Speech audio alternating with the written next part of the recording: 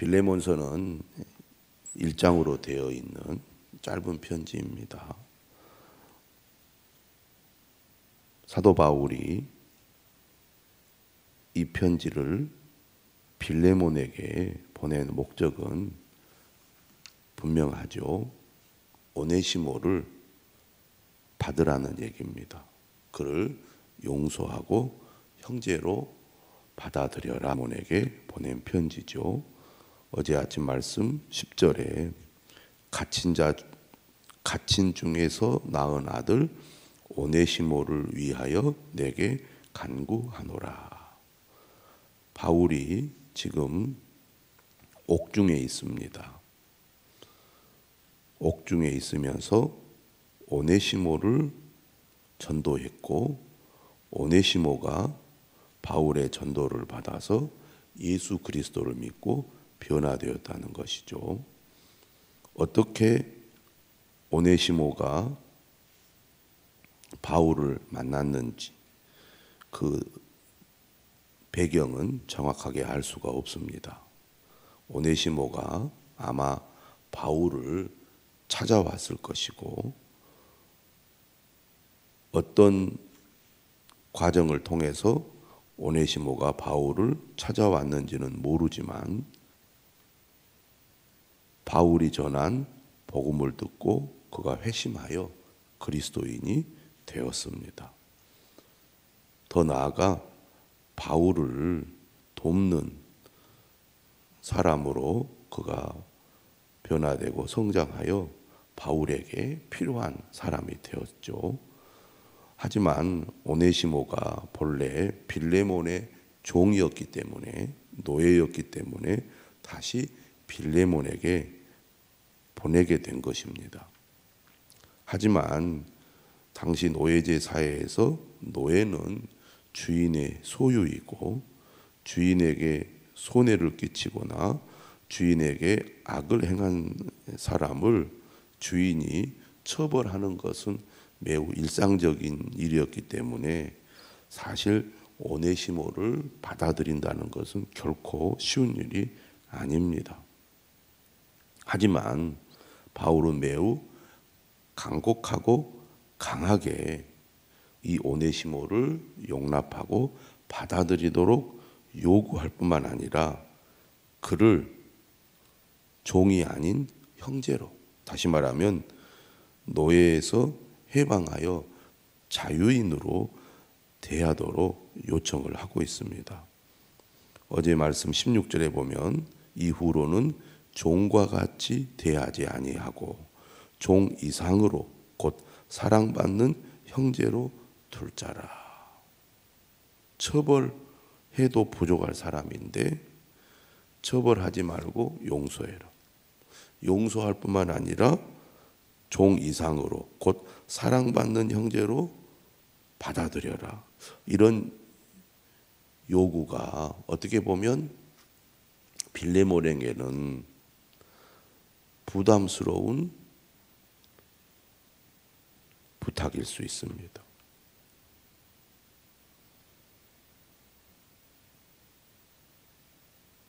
당시의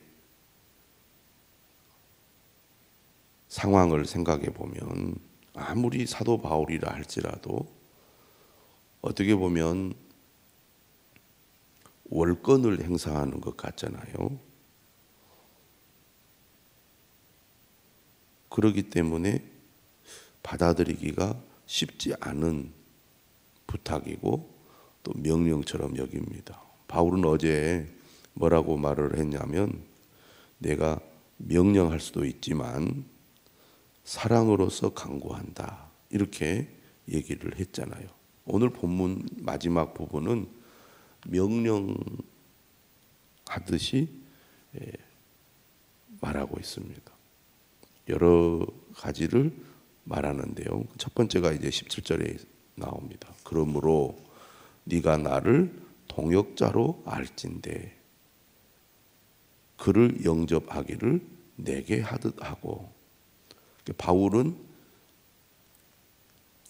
빌레몬과 오네시모의 새로운 관계를 바울과 빌레몬의 관계에 비추어서 받아들여야 한다고 강조합니다.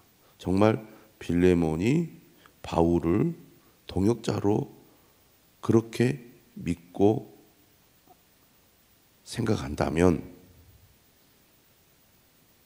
오네시모를 바울을 영접하듯이 대하라는 얘기입니다. 엄청 부담스러운 거죠. 이런 얘기 아닙니까? 빌레몬 당신이 오네시모를 어떻게 받아들이는가를 보면 진짜 바울을 어떻게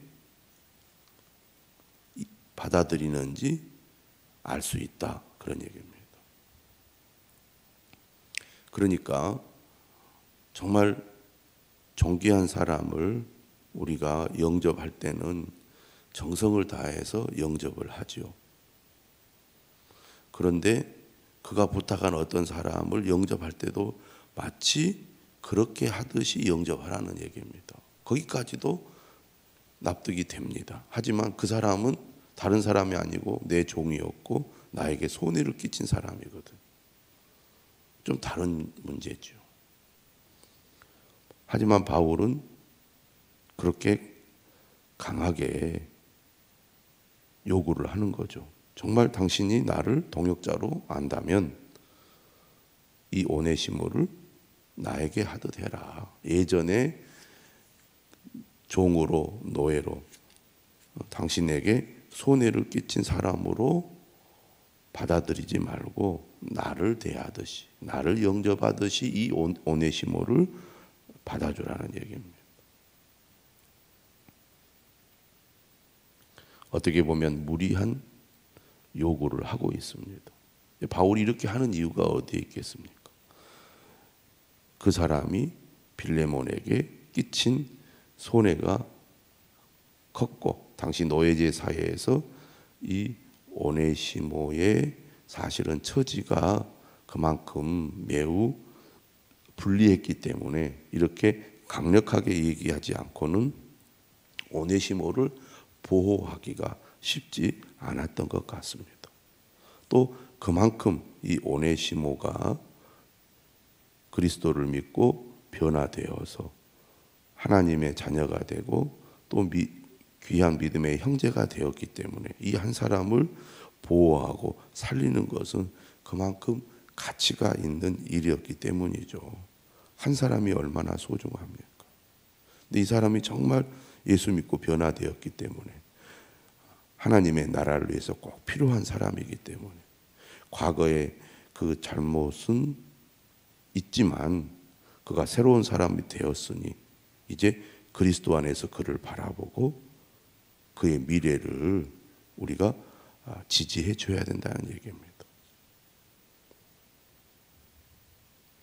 그러면서 두 번째 바울이 이렇게 얘기하죠. 18절에 그가 만일 네게 불의를 하였거나 네게 빚진 것이 있으면 그것을 내 앞으로 계산하라. 그러니까 과거에 오네시모가 빌레몬에게 재정적 손해를 끼친 것 같습니다.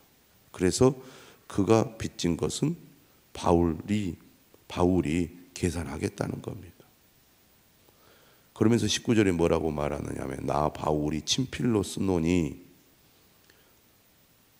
당시에 이제 편지는 주로 대피를 많이 했고 사인을 통해서 이 편지가 바울의 편지라는 것을 확인시켰는데 바울이 여기서 친필로 쓰는 이유는 내가 오네시모가 진 빚을 갚겠다고 내가 여기서 내 친필로 약속을 한다, 그런 의미입니다. 나 바울이 친필로 쓰노니 내가 갚으려니와 내가 갚을 테이니 갚을 것이니 빌레몬 당신에게 빚진 것이 있으면 내 앞으로 계산하라. 그 정도로 바울은 오네시모를 책임지려고 하고 있고 빌레몬에게 보내서 관계를 회복시키려고 하고 있습니다.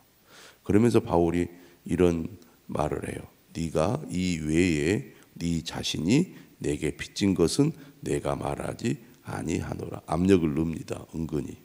너도 나에게 빚진 것이 있지 않느냐. 그러나 나는 당신에게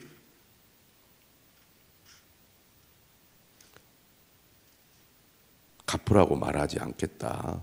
그걸 내가 언급하지 않겠다.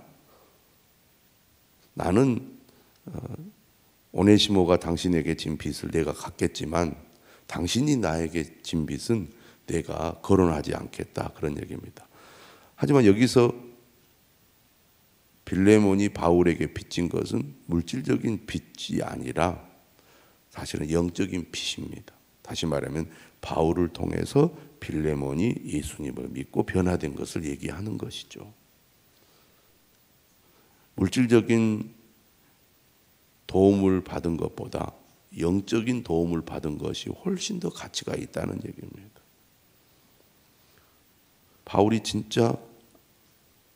빌레몬이 진짜 예수를 믿고 변화되었다면 바울을 누구보다 귀한 사람으로 여길 것이고, 바울이 자신에게 전한 복음이 그 무엇보다도 가치 있다는 것을 알기 때문에 내가 이 은혜를 받은 자로서 바울의 이러한 부탁이나 요청을 내가 못 들어줄 것이 뭐가 있겠느냐 하는 겁니다. 예수 그리스도 안에서 우리는 새로운 피조물이 되었고, 예수 그리스도 안에서 우리 모두는 하나이고 형제인데, 과거에 나에게 손해를 끼친 종이었다 할지라도 이제 그리스도 안에서 새로운 존재가 되었으니 영적인 지도자인 바울의 요구가 당시 사회의 기준이나 인간적인 기준으로 볼 때는 무리한 요구처럼 보이지만 이것은 반드시 받아들여야 할 일이고, 그만큼 영혼을 구원하는 일, 생명을 살리는 일, 믿음의 형제를 얻는 일은 그 무엇보다 가치가 있고 귀한 일이니 받아들여야 한다. 그런 얘기죠. 그러면서 또 오늘 형제라는 말을 씁니다. 오 형제여, 나로 주 안에서 너로 말미암아 기쁨을 얻게 하고 내 마음이 그리스도 안에서 평안하게 하라. 평안하게 하라. 매일 성경에 설명을 했습니다. 마음의 생기를 얻었다. 세 번역은 그렇게 번역하고 있거든요. 내 마음이 그리스도 안에서 평안하게 하라. 마음의 생기를 얻었다. 자, 이 표현은 뭔 말입니까? 빌레몬이 오네시모를 용서하고 받아들여라, 그 말입니다. 그렇게 할 때 나도 기쁘고 평안할 것이다. 바울이 얼마나 지금 반복하면서 강하게 이 오네시모를 반드시 당신이 용서하고 받아들여야 한다는 것을 강조하는 거잖아요. 당신이 진짜 예수 믿었느냐? 믿고 있느냐? 나를 통해서 당신이 구원받은 것이 무엇보다도 귀하고 가치 있다고 믿느냐? 그러면 한 생명을 살리는 것이 얼마나 귀한지 알지 않겠느냐? 그리고 정말 내가 당신에게 중요한 존재라고 당신이 그렇게 인정한다면 내 말을 들어다오, 그런 얘기입니다. 그렇기 때문에 21절에 어떤 표현을 쓰냐면 나는 네가 순종할 것을 확신함으로 네게 썼다고 말합니다. 바울이 이렇게 강력하게 이야기한 것은 빌레몬의 인격과 신앙을 믿은 거지요. 만약에 바울이 볼 때 빌레몬의 인격과 신앙이 그 정도가 아니다, 자기 욕심에 가득 차 있고 용서하지 못하고 미워하고 증오하고 보복하려는 마음을 가지고 있었다면 바울이 이런 편지를 썼을 리가 없겠죠. 그리고 그런 마음이 여전히 있다면 그 사람이 진짜 예수를 믿는 사람이라고 말할 수도 없고, 그가 교회의 또 지도자로서 책임 있는 사람으로서 자격이 있다고 볼 수가 없었겠죠. 하지만 바울은 그가 순종할 사람임을 믿었습니다. 진정한 믿음은 순종으로 이어지는 것이죠. 이 순종은 어떤 순종입니까?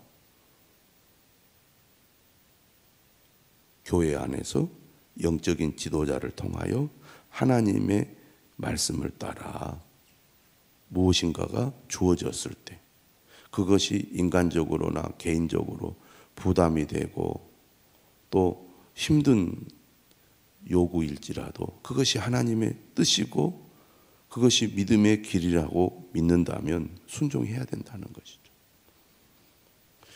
여러분, 우리가 신앙생활 할 때 때로는 그것이 내게 부담이 되고 힘든 어떤 것을 우리에게 요구할 때가 있습니다. 우리는 힘들고 또 불편하고 어려우면 피하려는 경향이 있죠. 하지만 그것이 하나님의 뜻이라면 순종해야 되지 않겠습니까? 오늘 바울이 빌레몬에게 요구하는 것은 매우 구체적이죠. 또 실제적입니다. 바울을 통해서 분명하게 그가 해야 될 일, 결단할 일을 그가 들었기 때문이죠. 너에게 손해를 끼친 너의 종 오네시모를 용서해라. 그리고 그를 더 이상 종으로 여기기보다는 형제로 여겨라. 나는 당신이 순종할 것을 확신한다. 그래서 이 편지를 썼다라고 말합니다. 그리고 더 나아가 이렇게 얘기합니다. 네가 내가 말한 것보다 더 행할 줄을 아노라. 진정으로 순종하는 사람은 어쩔 수 없이 딱 거기까지만 하는 게 아니라 주님의 마음을 알아서 주님의 은혜에 감동하여 주님을 기쁘시게 하려고 하겠죠.